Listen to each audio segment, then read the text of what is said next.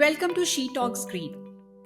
I'm Arpita, and today we are deep diving into one of the most urgent challenges of our time: air pollution. Joining me is Dr. Anju Goyal, Associate Director of Air Quality Research Division at TERI, an organization that is leading the charge in understanding and combating air pollution in India. With over 15 years of experience in air quality management, Dr. Goyal is here to help us make sense of this critical issue and explain ways to tackle it head on. Dr. Anju, thank you so much for joining us today. Thank you for having me, Arpita. It's really a pleasure to be here and to talk about such an important issue that we all are facing today. Air pollution. Is it the new pandemic? Air pollution in India and other global cities is at dangerous levels.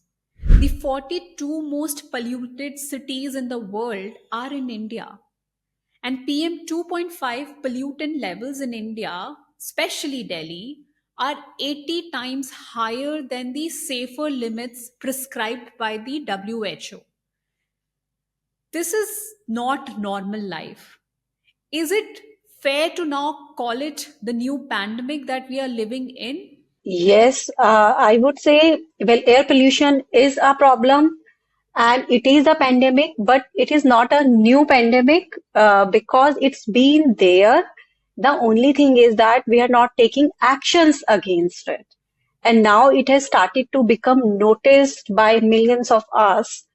You must be remembering that when we were young, like in 2000s, early 2000s, at that time, the Delhi's air quality was so poor that even if you will go out, all your clothes will become, dark. White clothes will become normally dark. All the collars will become dark. And at that time, a huge step was taken up by the government to convert all the old diesel vehicles, especially buses and two-wheelers, to CNG.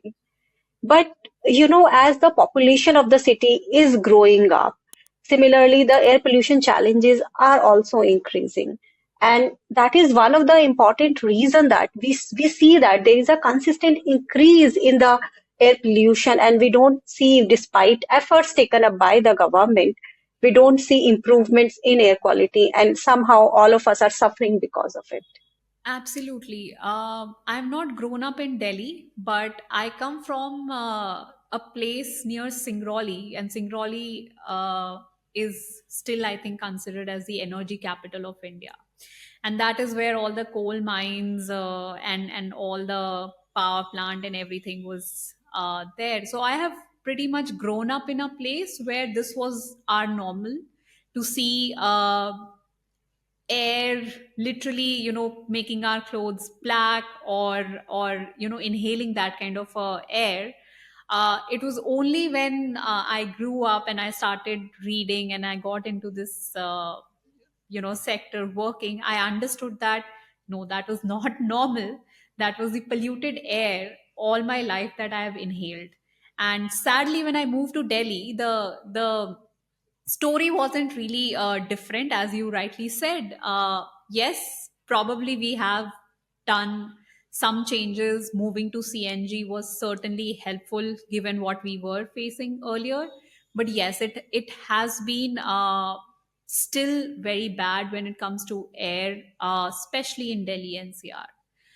I at least I have not grown up wearing masks, but when I see small kids being forced to wear masks to schools, and our daily life being guided by the impact of air pollution, and I hear my friends telling about their grandparents, the elderly people falling severely ill because air pollution is worsening their existing health problems. This doesn't sound normal. You When you start losing family members due to air pollution, and when there should be a concrete plan, that makes me feel that no, this cannot be our new normal. So help us break down, how does air pollution impact our daily lives? What are the health effects to exposure to such toxic air? how it is impacting the public health at large. And one important element that I certainly want to touch upon, which we usually don't talk a lot about, is the impact to the mental health as well. Because the way we have started to accept it as our new normal, and the fear of sending our children to school, or every decision being guided that the air pollution levels today are so high, maybe I shouldn't step out, or I should cancel my meetings, my or that's just not normal. And I'm sure there, to me it feels, certainly there is a lot of mental impact as well when I think about these things. So I certainly want to touch upon that as well. Absolutely, Arpita. When you talk about air pollution and the health impact, there could be the short-term health impacts and the long-term health impacts. So when we talk about short-term health impacts, I am sure when you travel in Delhi or NCR, you must observe that, most of us are coughing all the time. Even I am facing the same problem and I might cough in between. So, that has become a new normal, and somehow it has become habit of all of us to cough throughout the winter season. Yeah. No matter how much antibiotics you're taking in and whatever you're doing, this cough just does not go away. So this is also because of the bad air quality way of the place where we all are living in. Especially, when you look into the long-term health impacts, nowadays there are studies which correlate air pollution to the not only to the respiratory health impacts, but it is being associated with the cardiovascular diseases as well, with the strokes as well, with the premature births as well. So, these are the indirect health impacts of air quality, bad air quality that nowadays scientists and the medical specialists are observing. I remember, few years ago, I had a conversation with a pulmonologist from Gangaram, and he explained that sometimes we feel that, doing yoga and the pranayam, breathing cleaner air, will take away all the ill impacts of the bad air. But that is not true. What he shared was really shocking, that he has seen even the black carbon particles being a part of the whole blood vessels, and through blood they are being circulated to the different parts of the body, and somehow those particles they get deposited in the lungs and they become a part of our tissue and the blood vessels, that no matter what you do, they are not going to get away. I remember him mentioning that, when few years ago he used to do operations, especially, the lung transplants and everything. He has hardly prescribed nebulizers or all these bronchodilators to his patients. But nowadays he said that it has become a normal practice. Until and unless he prescribes these bronchodilators to his patients, they don't feel better about it. They cannot breathe properly. Even you will see, especially for the young children, every other mother is aware about nebulizer, bronchodilators, which bronchodilator need to be provided to the kids when they are started coughing. I remember during our time, we were never being nebulized by our parents. Nobody knows about the bronchodilator. So somehow it shows the impact of the bad air quality, not only on us, rather on our kids as well. And you remember during COVID-19 pandemic, the air became so clean, but the COVID-19 also impacted the lungs. And if you already have a compromised respiratory system, how could survive such a huge pandemic? So it also becomes important that we need to really take care of the air quality and the associated health impacts. So it has really become important. And what about the mental health impact? Because I've started to read some reports suggesting that it is also impacting the mental health of people, because you're exposed to such poisonous air, you're forced to wear masks. It's not easy to carry a mask all throughout the day, and not everyone can afford, or rather can access or be in a closed space with air purifiers. And honestly, I don't even know how much effective they are, but of course, it's not causing any harm. So, sure, use it. But it's just not the new normal in my head. Absolutely, absolutely, Arpita. When the government shut down schools, so somehow the social network that is getting impacted because of the restrictions that are being imposed, it definitely impacts mental health of the children, mental health even for the parents also. It's a pain because all the social needs parents cannot fulfill for their kids at home. So somehow it is a problem and it creates a mental problem. And I think even there are studies which shows the impact of air quality on the mental IQ of the person. Even if you're not wearing masks or there are no social restrictions, still it impacts the mental IQ of a person. So there are studies which do mention that. So I think we should not just associate air quality with the respiratory health impacts. Rather, it has in the long term it has impact on the all other health diseases and even the mental health as Naturally, I come to the question, what is causing this air pollution? Because we keep seeing different reports coming, different things being discussed around, this is the cause of air pollution, especially in Delhi NCR, because somehow that has become the most, it's the second most polluted city in the world. So, what is the root cause of this toxic air that we are forced to breathe in? Arpita, there are number of sources and factors. So first of all, I would like to mention that we should look into the environment as an integrated system. There is a need for taking that approach. When you talk about air, air is not only for a Delhi. Delhi is not confined by the walls, long walls that air in Delhi cannot go anywhere. So whatever air comes in Delhi, it is being transported from other places as well. So, we really need to look at the sources not only in Delhi, the solutions not only in Delhi, rather around Delhi as well. Only then this problem of air pollution can be solved. As per our study in the year 2020, but we found that in Delhi, only 40% of the sources within the Delhi contribute to the Delhi's air quality, while 60% of its pollution comes from outside. So it clearly indicates that, if today's air quality, if today's PM10 levels or PM2.5 levels are 500 microgram per meter cube, so even if we shut down everything in Delhi, only 40% of that could be removed, while the 60% will still remain. So it is very important to look at the surroundings as well. Specifically, if you talk about in Delhi, since we have already moved out all the industries, we do not have much of a biomass burning as a domestic fuel as a domestic cooking purposes. So now there is a need to look into the other sources. For example, the road dust. Especially, you will see no matter wherever you go in Delhi, there are a lot of potholes everywhere.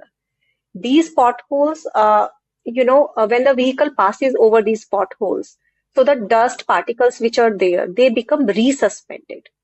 And when this dust particle also comes in contact with the tire wears, so the coating, the brake, the wear and the tear of the tires also make these dust particles very, very toxic. So that is also one of the important source of a pollution in Delhi.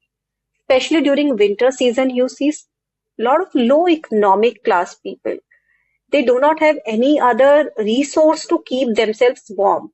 So what they will do, they will burn a lot of municipal solid waste. They even burn plastics, they even burn cardboards and whatever they found. So it makes the air more toxic. Thirdly, if you will see construction activities, no matter government has come up with the construction guidelines, but still these guidelines are not being implemented at all the construction sites. So the implementation of the construction guidelines is also very much important if we really want to look at the air pollution. The fourth thing is the transportation. government has put up a ban on the age of a vehicle. But if you will look into the overall contribution, heavy duty commercial vehicles contribute to the most of the air pollution as compared to the private vehicles. So first of all, there is a need to put a check on the heavy duty commercial vehicles. Secondly, when we talk about private vehicles, putting a ban on the age is not going to solve the problem.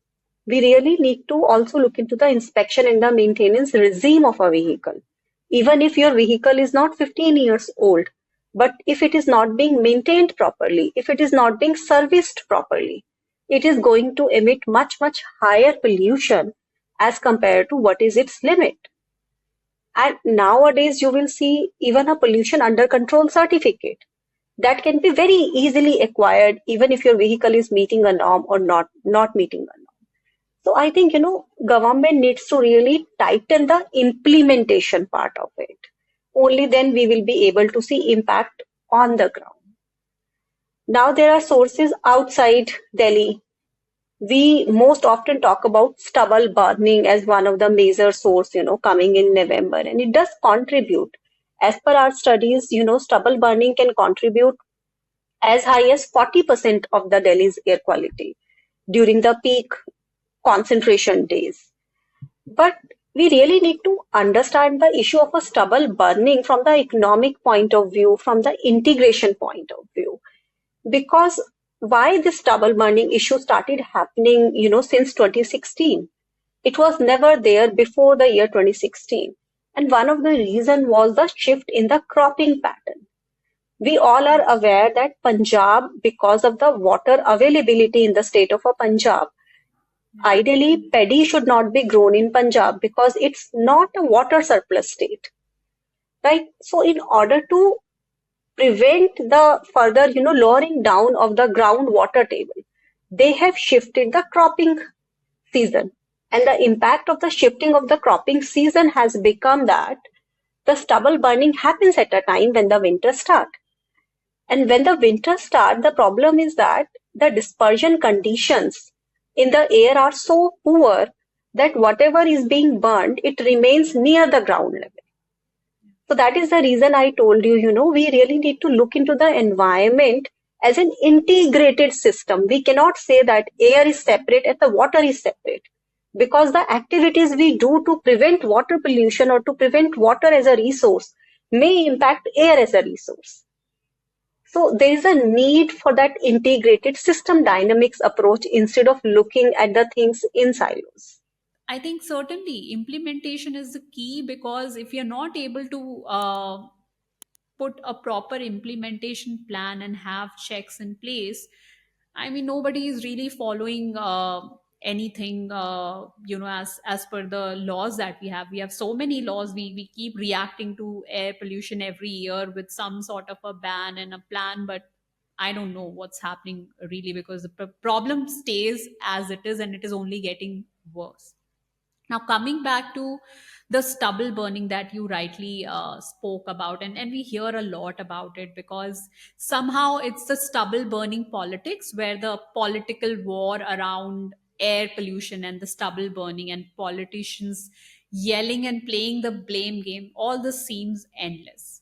Uh, I definitely want to understand from a scientific and from a research point of view, what is truly making Delhi and the neighboring cities air so sick? Because even when it comes to stubble burning, and again, I read it somewhere that it has only gone down in the last few years because of various interventions by the government, innovative solutions by many startups and companies.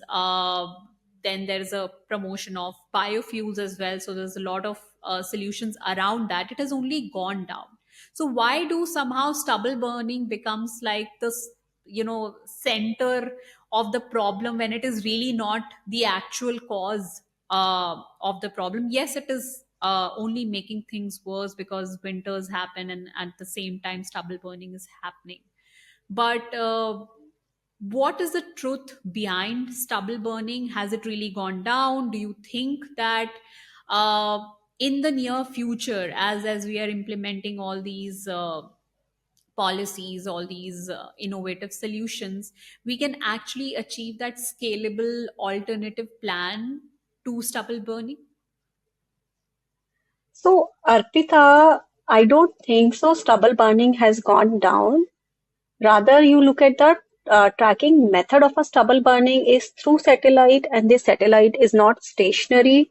It only, passes through that point twice in a day.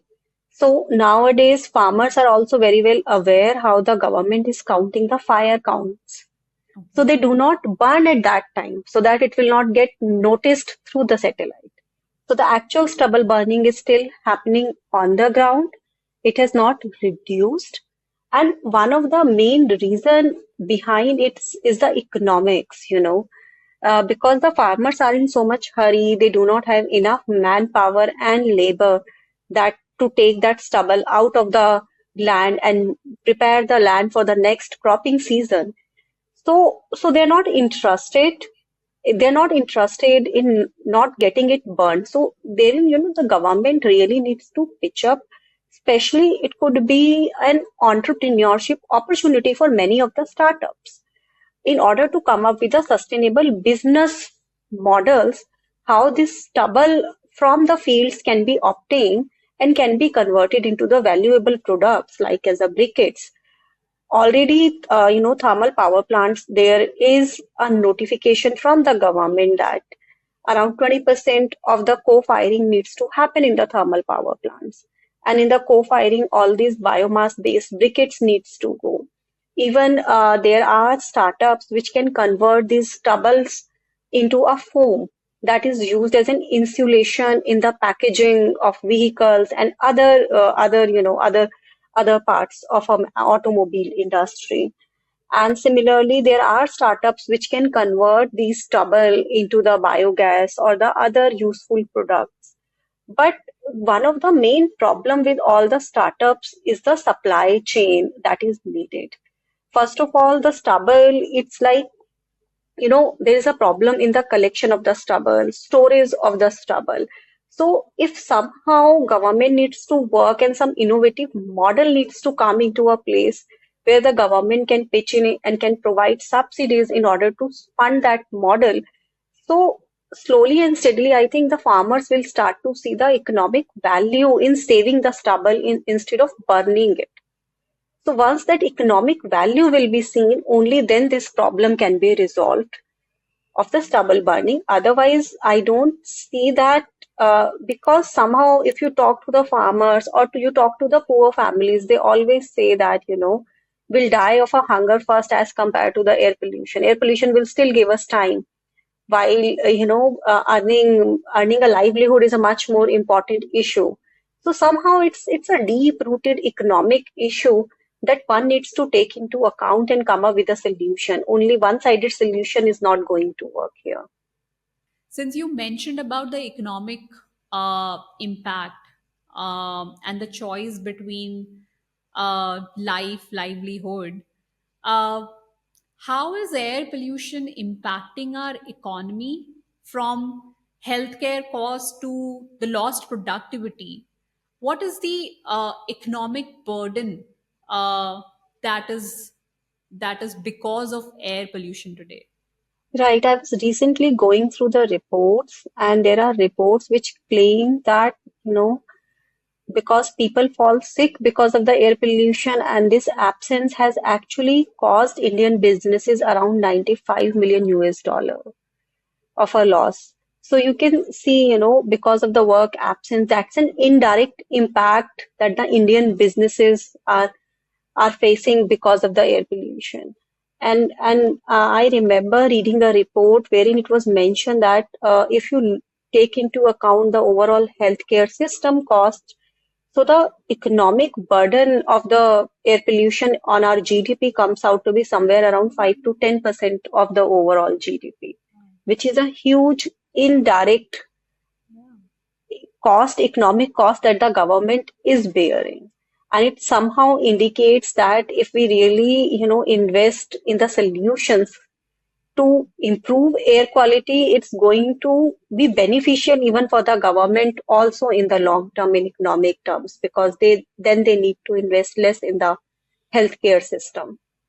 Since we are talking about various government interventions, that there are some plans. Sure, how much it is working, or is it really a stopgap solution or a temporary fix to the problem? We'll get to that. But very recently, I came across this story where a Gurugram housing society tried artificial rain using sprinklers from a high rise uh, to counter the air pollution. While of course there are no evidences whether it worked or not, but it certainly highlights the desperation of people who are willing to try anything because impactful government action seems to be missing. This brings me to one certainly discuss what all policies, interventions exist today to counter air pollution, and I certainly want to know how much of this is a year round solution rather than a stopgap solution. Because very conveniently we forget about air pollution all throughout the year, and then there's a season that comes in, and then everybody is talking about air pollution. As soon as that season gets over, nobody really seems to be bothered about air pollution as the leading causes, as a challenge that we are facing. And second, I also remember reading about Delhi government specifically considering the idea of using cloud seeding for artificial rain. What happened to that idea? So, I think, Arpita, if you look into the government policies, so especially for Delhi and NCR, Commission for Air Quality Management has been formulated. In 2019, government has come up with a national clean air program, wherein they are looking into the 131 non-attainment cities. So, non-attainment cities are those cities which have not met their PM10 air quality standards consistently for the 5 years. So they have listed down those cities based on the air quality monitoring data. And Delhi and most of the cities of the NCR are also listed in those 131 non-attainment cities. So I would say, GRAP is something which is a graded response action plan that comes only in the winter season, and the different levels of the GRAP comes in the winter season, while CAQM and the NCAP works throughout the year. And since air quality is a multidisciplinary issue, so we cannot just have a look at the policies which are there for air quality. Rather, we need to look into the policies for the transportation, for the clean cooking, for the industries. So all these policies are also comes somehow under the umbrella of the Environmental Act and EPA Act 1981 only. So there is a policies on the promotion of EVs in the cities. There is a policy on promotion on augmenting the public transportation in the cities. There are policies on uses of the cleaner fuel in the industries. So there are number of policies that work. The only thing is that say for example, when we talk about National Clean Air Program. So National Clean Air Program focuses only in the cities, while the major source of pollution, you will be, you will be basically surprised to know that in Delhi also domestic biomass burning also contributes around 15% of a problem. If we talk about concentrations of PM10 and PM2.5.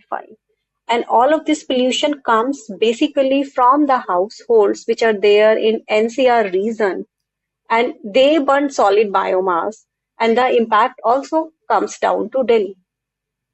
Similarly, if you talk about industries, industry also contribute good 10 to 15% of our pollution, but they are not located in Delhi anymore. So, when we talk about NCAP and your focus is only at a city scale, so most of these important sources which are there outside the cities, they're not being tackled by these policies. So there is really a need to change the regulatory regime within the air quality. So there is a need for a coordination between city level government to the district level government to state level government. It needs to happen at all the three levels, which is currently missing. So there is a need. What is stopping us when we know the problem? What is stopping us to expand these policies to the problem areas and have a better coordination between all three levels of the national, the state, and the local authorities? So Arpita, this understanding has just recently been developed.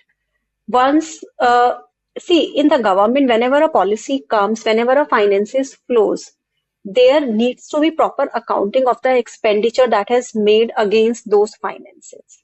So initially there was an understanding, instead of providing those finances to the district or the state level authorities, it's better to provide to the urban local bodies, which are basically municipalities in the cities, and take reporting from the cities. So even within the cities, all the roads does not come under the purview of the city level authorities. If this is a highway, that will come under the national highway authorities, right? If it is a state highway, then that will go. There are the industrial roads which do not come under the National Highway Authority or the city level authority. Rather, there are the separate industrial organizations, associations, which takes care of the industrial roads in the industrial zones. So there is really a need for the building up that implementation framework and the coordination mechanism. So the government is still trying to understand how that can become, easier for them also, because we are not just talking about Delhi and NCR.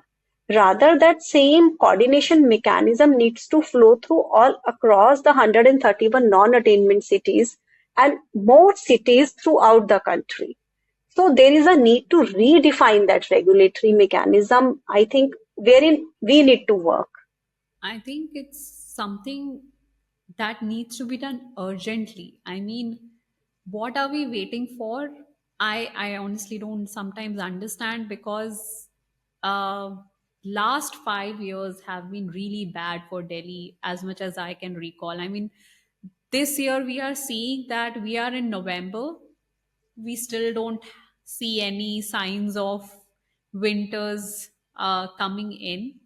So air pollution and all the climate change impact, certainly we need more urgency. Now, I was talking about some of the innovative solutions. While yes, you spoke about policies and how they kind of operate, and also one of the most important challenges that we've recently discovered, and we are sort of working towards that. But what about other innovative solutions that exist, particularly the one that the government was at least considering, which is the cloud seeding for artificial rain? Do you think this is a viable solution, and what is the scientific studies say around this, or what are the environmental risk or the financial cost associated to these methods, if it is viable?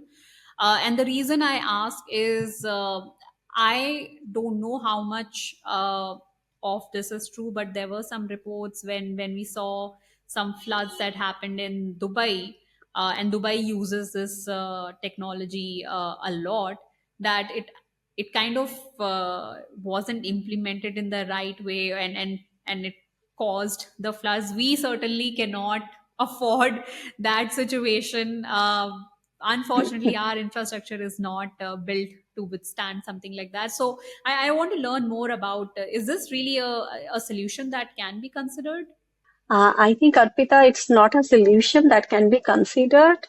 I remember having a conversation with one of the scientists from NERI, and he said that there are studies which says that if the cloud seeding happens, uh, because the humidity is not proper, it's not appropriate for having natural rains in the ecosystem. So what happens is because of the cloud seeding and the artificial rain, whatever moisture is there in the air, that is also being taken away because of the artificial rain, and it somehow causes the dryness later on.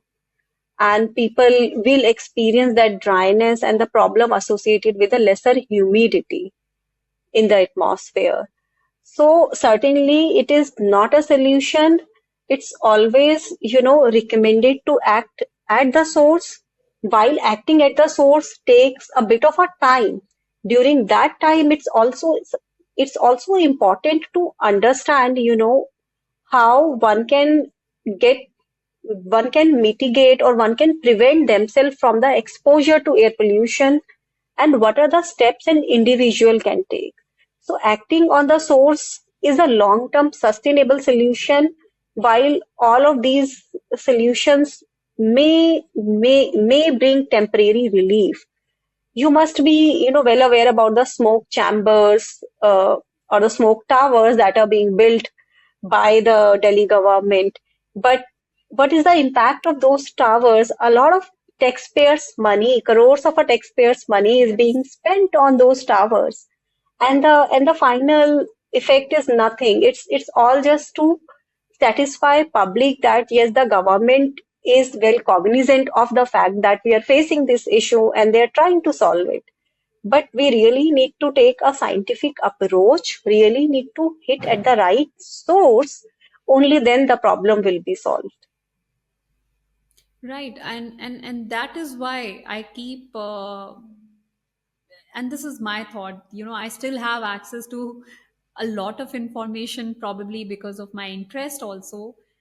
But there is so much misinformation, there are so many narratives that goes on. uh, but we need to question how much of it is actually addressing the real problem, how many solutions are just being sold to us so that it's seen that the government is doing something about it. And I think most of it is more like a reaction to a situation rather than having a concrete plan in place. Now, that reminds me of another story that I read, and it has caught everyone's attention, which is about the Okla waste to energy plant that appeared in the New York Times recently. And the story basically exposes the plight of the residents who are forced to breathe poisonous air due to the emissions from the plant. Before I sort of get into the what and the why of the problem here, because not everybody probably is aware of what Okla waste to energy plant is doing, and why it is being discussed now. Why does it take an international media outlet to highlight these issues and get the authorities' attention? Because this has been around. And I have certainly seen people talking about it, discussing, at least in the climate and environment circles. Why does it really take an international media to come and talk and highlight something like this, to actually, for our authorities to actually, even think about it? And I mean, let's talk about that. Certainly, I want to know more. What's happening here? I think the international authorities, they must be having their own agendas, to somehow pressurize the government to to agree to some of the commitments that happens internationally, which the government is not agreeing. For example, most of the developed nation does not want India to use coal-based thermal power plants. While if you look into the growth of the country, so the fossil fuel based electricity, it does play a really important role. And looking at the growth that we are aspiring, we really cannot just move away from a coal based economy. Definitely, we need to shift to a renewable electricity and the renewable power generation side. But that shift is not going to happen overnight. And Of we are course. not ready to compromise on the growth that the other countries have already experienced. So I think it's more of a country-wide, it's more of a political, international political agenda to take it forward and to pressurize the Indian government by highlighting all these issues to somehow comply to their terms and conditions. So that is why they are always so interested in highlighting these issues in the international media. So that is my take on this. Now coming to the waste to energy plant. So, for waste to energy plant, I think definitely, when the waste is getting burned, poisonous air would be released. So it is very important to have a proper air pollution control devices at the end of the plant so that whatever air the plant is releasing is free of the air pollutants. So somehow waste to energy plants are also like as a mini power plants that we use, wherein instead of a coal, we are using waste to run the power plant. And when we talk about power plants, so we use air pollution control devices. For example, electrostatic precipitators are being used. Flue gas desulfurization units are being used. Selective catalytic reduction is being used to basically reduce the nitrogen dioxide emissions from the power plant. So I think looking at the characteristics of the waste that is going inside the waste to energy plant, there is a urgent need to put in the air pollution control devices so that the people who are staying in the vicinity of the Okla landfill, they will not be impacted. That is the step that the government needs to take in order to avoid the immediate health impact from the waste to energy plant. It also makes me question how much is this waste to energy plant a real green solution that we are selling? Is it really good for environment? Is it really a solution that we should be investing in? I think, Arpita, looking at the problem of a municipal solid waste, definitely waste to energy plant, if the waste is having a higher calorific value, could be a good solution to the current scenario problem. And going in the long term, we really need to look into the waste segregation so that the amount of the waste that is generated itself is limited and the landfills are not so overpopulated. When you talk about the blueprint and all, I think, the authorities really need to look into the waste characterization at the landfill, Okla landfill site, and not only look at the waste from the economic value or the calorific value perspective, rather from the chemical composition perspective as well. For example, most of these aluminium wrappers and the plastic, they are having a higher calorific values, but they are rich in the pollutants or in the chemicals which are basically carcinogenic in nature. So once they are being burned, the chemicals, the polyaromatic hydrocarbons that are being released in the atmosphere, they are actually carcinogenic in nature. So even if a person is getting exposed to these pollutants in a minor concentrations, in the long term, there is a more susceptibility for a person to be, you know, to to suffer from the cancer or the similar ailments. So there is a really there is a need to look at the waste from that perspective as well before setting up such a plants, especially in the residential areas. This certainly sounds a very serious problem, and I would certainly advocate strongly that the government needs to look into it without any delay, because it's a matter of public health, and we can't play with the lives of people.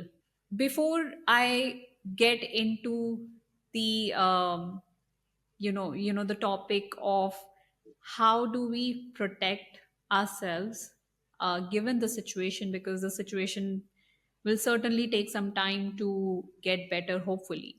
In the meantime, what we can do to protect ourselves, I know Terry is also doing a lot of work in this space. Can you help us, or learn a little bit more about what all interventions uh, Terry is leading in this fight against air pollution?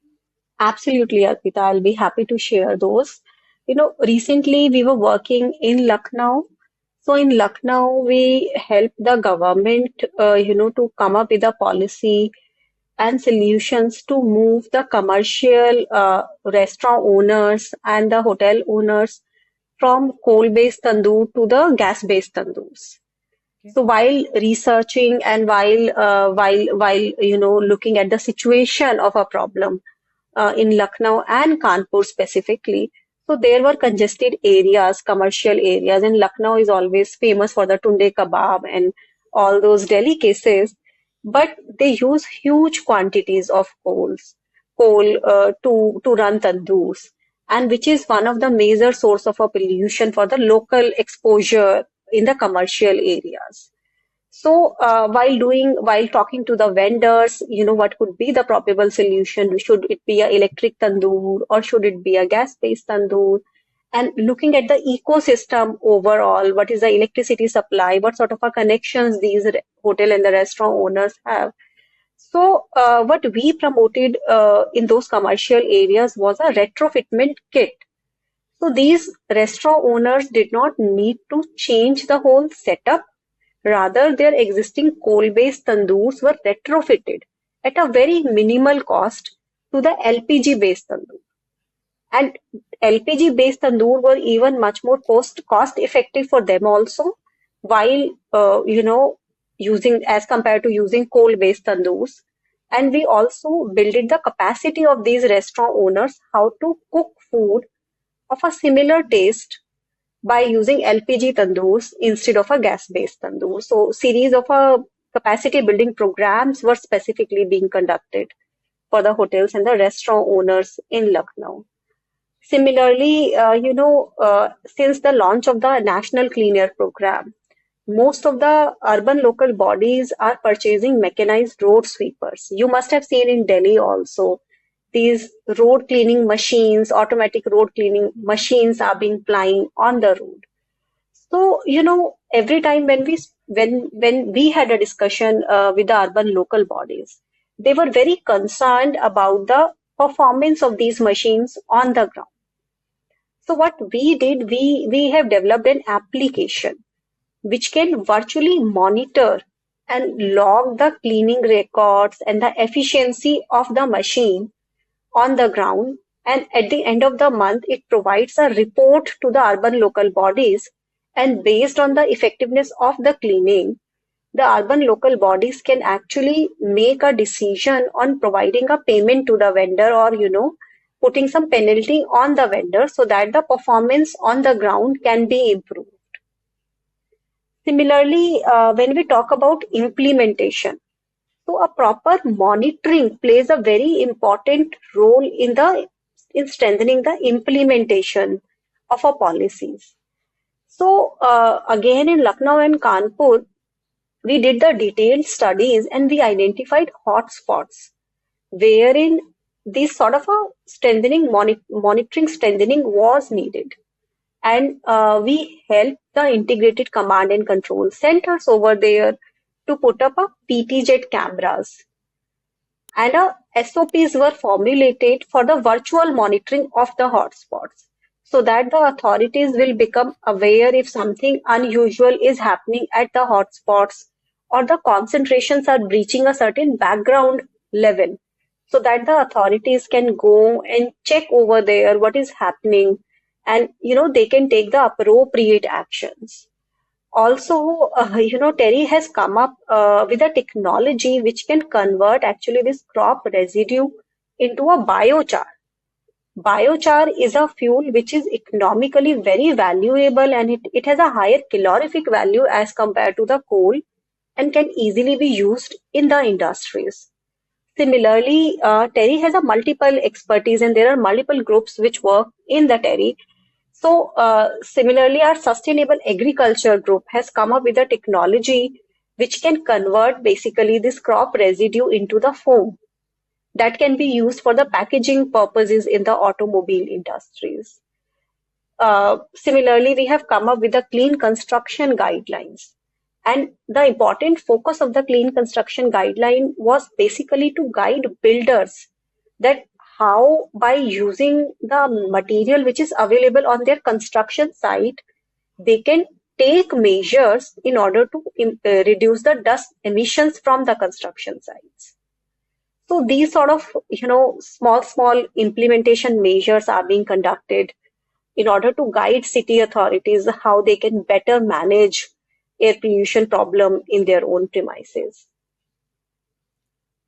Thank you so much for sharing that, because I think there needs to be more and more solutions implemented, and we need more innovative solutions to be uh, you know put in place, especially for some of the areas like stubble burning, and construction sites, and even I know EVs are one big area that we are investing in when it comes to vehicular pollution as well.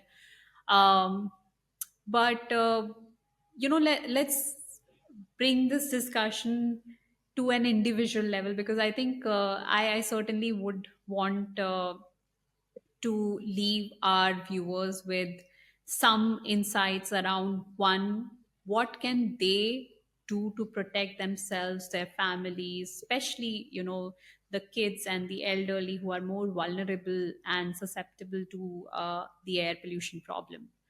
And two, what can we do to not contribute to the existing problem of air pollution? Because I think that's a very important area as well, because that leads and connects to the conscious choices and the social behavioral change that is needed on our part.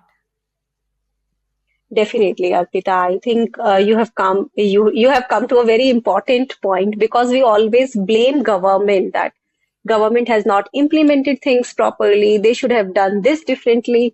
But before questioning government, I think we need to question ourselves also that what we should have done differently in order to, mitigate this problem. So, when we talk about the individual actions that we need to take care and we need to adopt by in order to mitigate the problem of air pollution is, first of all, we really need to use public transportation. You will see most of the time buses are being utilized by the low economic class people. Why can't we also travel by buses or by metro? Wherever possible, I think we really need to adopt that approach of using public transportation. Second, if we are going to a nearby distances, it's always better to use a non-motorized transport. We can either go through bicycles or we can either walk. We can also walk down to the nearby market instead of carrying, our own vehicle over there and then creating a problem of a parking. These are some of the small steps that we can take. Apart from it, waste segregation is also one of the important steps that we really need to focus on. If you will go outside, there are people so aware that they will segregate the kitchen waste, the wet waste into a separate dustbin and a dry waste into a separate dustbin. Similarly, out of a dry waste, also the recyclables are being separated out, and the waste that goes to the landfill is also separated out. If we cannot go into the three or the fourth level of a segregation, at least we need to get into a habit of segregating wet waste and a dry waste. And if possible, the wet waste can also be locally, converted into the compost and can be give away to the goshalas and the other areas wherein that can be utilized further instead of getting into the landfill. Similarly, when you talk about water uses, why I'm linking here water uses with the air pollution? Because water pressure is not enough that it will come on its own. We normally use motors to get enough water pressure, and motor is being run by electricity. And the electricity, almost 80% of the electricity in the country is a thermal power. We are burning coal to get that electricity. So we really need to be sensible while using electricity, while using any other resources.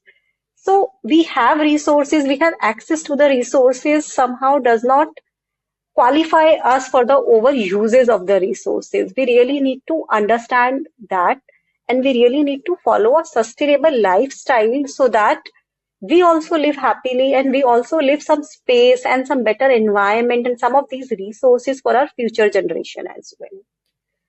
Absolutely. But I certainly want to make a point here that we keep talking about sustainable lifestyle.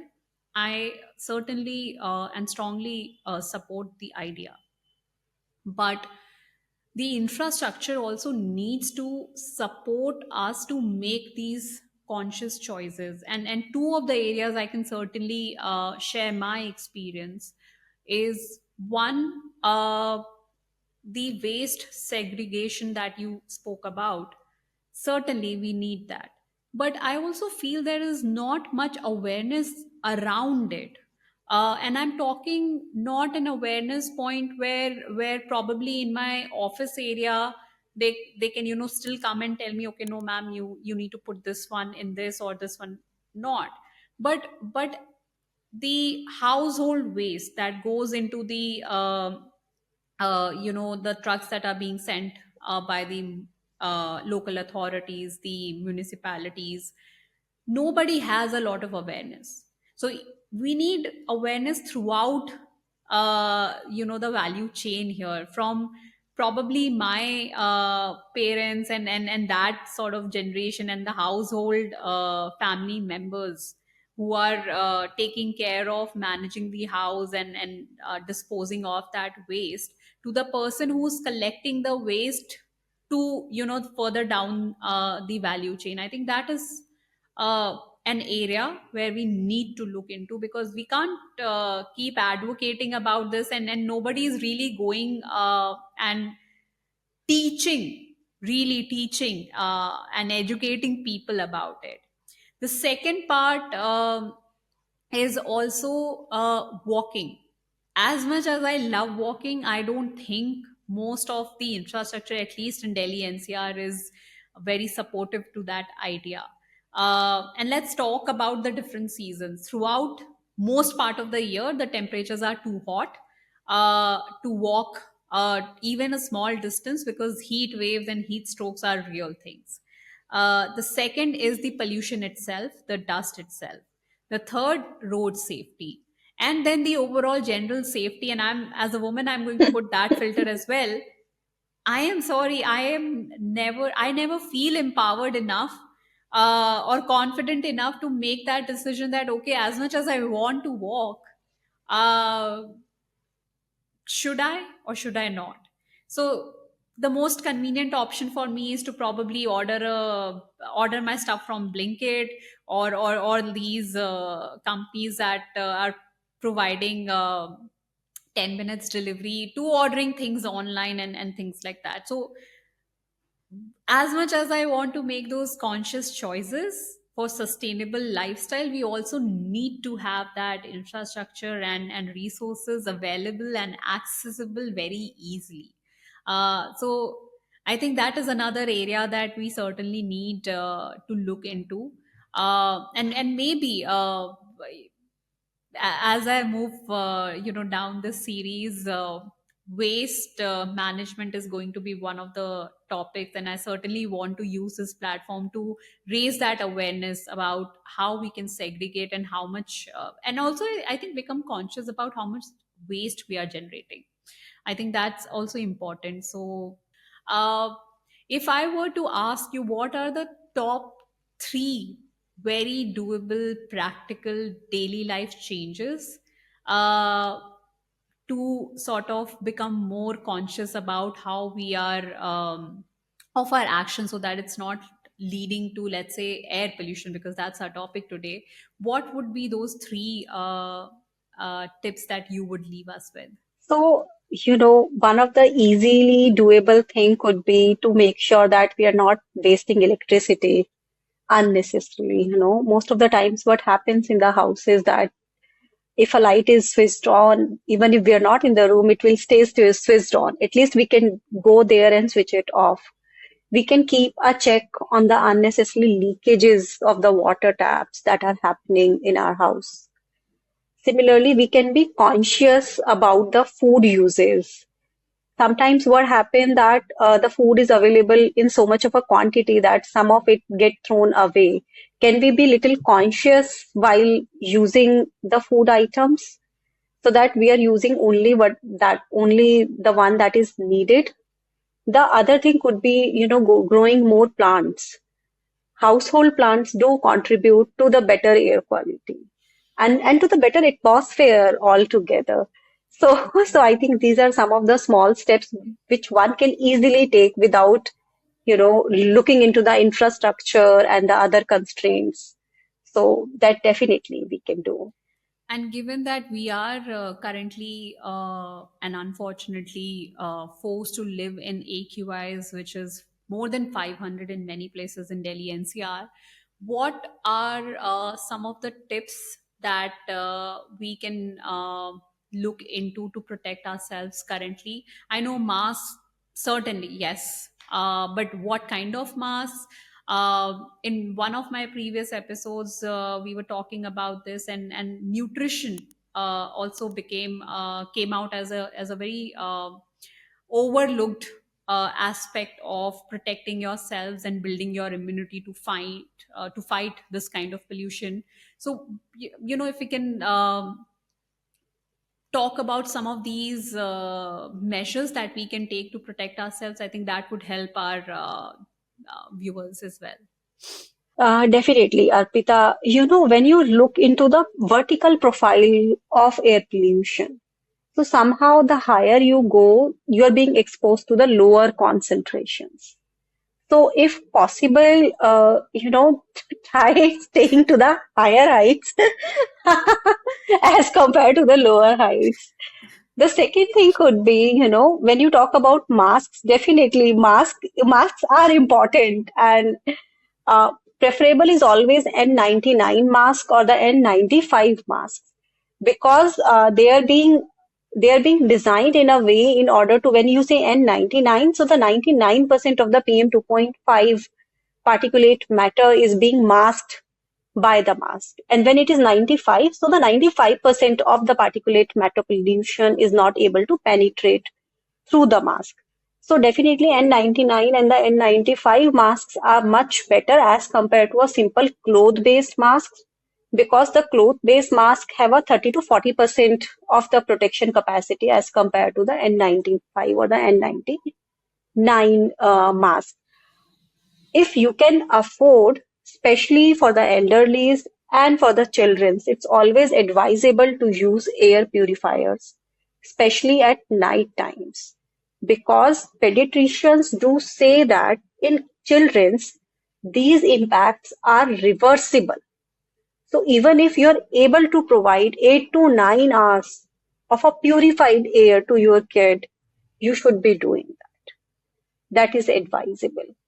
And definitely, having more plantation, staying indoors is not going to solve the problem, unfortunately, because the air that is outside, the same air is coming inside as well.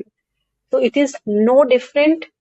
So whatever AQI you're breathing outside, you're breathing the similar AQI inside your house as well.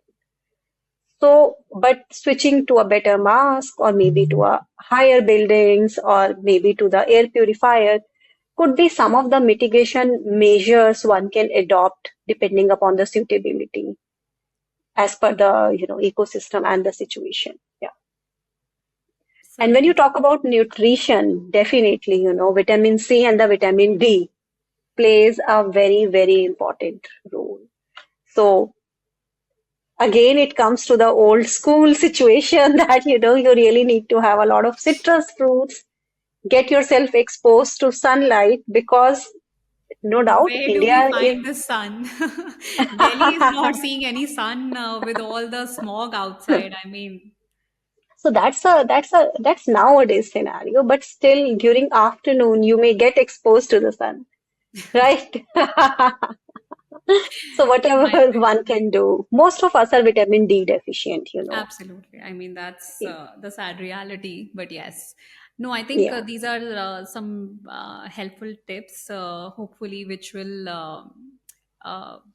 help some of us to protect ourselves from the situation we are forced to live in. Before closing the session, I certainly want to spend a couple of minutes on discussing what are the best examples that we have where India can learn. So what I'm trying to say here is that before India taking the leading role in air pollution, we have seen stories coming out of, let's say, some of the cities in China who were very polluted, experiencing very similar problem. But China was able to take some drastic steps to counter that problem. What are the learnings for India? And I just don't want to say this out that, okay, someone did it, so we should be able to do it. I also want to understand, is it doable? Is it feasible for us, given that India is a different kind of a demography, and our challenges are very unique. Uh, so, do we have that kind of some lessons that we can take from our international communities, or even, for that matter, national examples? Because I have seen some of the cities faring really well in turning around their challenges around, let's say, waste or air and things like that. Definitely, Arpita. Beijing is one of the classic examples that we see around the world. And you will be surprised to know that even Beijing also took around 10 years to clean the city's air quality. And I am sure there are several lessons which India can learn from Beijing. Last year we visited Beijing in order to understand what they did differently that India is not doing. And we were so happy to see that in Beijing, apart from the implementation of the measures to improve air quality, they have also constantly made their research part very strengthened. Currently, if you will see, one of the gap that happens in the implementation is because of the lack of a capacity of the regulatory bodies. And in Beijing, what was happening is every regulatory body had a separate research wing and a separate administrative wing, while such a distinction is not there in Indian authorities. So there is a really a need to push towards the in-home research facilities, research activities, like as China did, in order to go for a long term in a fight for a air pollution. I think India can really learn from China in that perspective. Otherwise, if you have a look at the sources which were there in Beijing, so the sources in both the cities, especially if I compare Beijing with Delhi, so they are more or less similar. I don't see much of a difference in sources. Rather, it's a difference in approach that Delhi can learn from Beijing. So that is very important. That's very interesting to know, Dr. Anju. I think I'm going to close the session here because I think we discussed a lot today. And I'm hoping that we were able to at least leave our viewers with some insights, some truths around the whole problem of air pollution. And the only thing that I would definitely advocate strongly is that we need to be aware, we need to find the truth. Hopefully, this platform is able to bring to light some of these factors. And most importantly, we need to ask questions to the authorities to take accountability, and also in our own capacity, whatever we can do to become part of this fight against climate change, we certainly need to do our part. So, thank you so much, Dr. Anju, for joining me today in this very critical discussion and sharing these wonderful insights. Thank you, Arpita. It was really nice talking to you, and I hope that some of this information will be useful for the viewers as well. We have covered a lot today: from the devastating health impacts of air pollution to the systemic challenges we face in combating it. Air pollution is not just an environmental issue, it's a public health crisis, an economic burden, and a stark reminder of the urgency for action. As individuals, we have the power to make small but meaningful changes in our daily lives, to raise our voices, and to hold policymakers and industries accountable. But real change will only come when we approach this crisis with a sense of shared responsibilities. When governments, corporations, scientists, and citizens come together to demand and implement sustainable solutions. Clean air is not a privilege, it is our fundamental right. Let's remember that and let's act on it. I hope you liked today's episode. Please do subscribe and share it with your friends and family to have more people aware about climate change, its impact, and what we can do to make a change, to fight against climate change.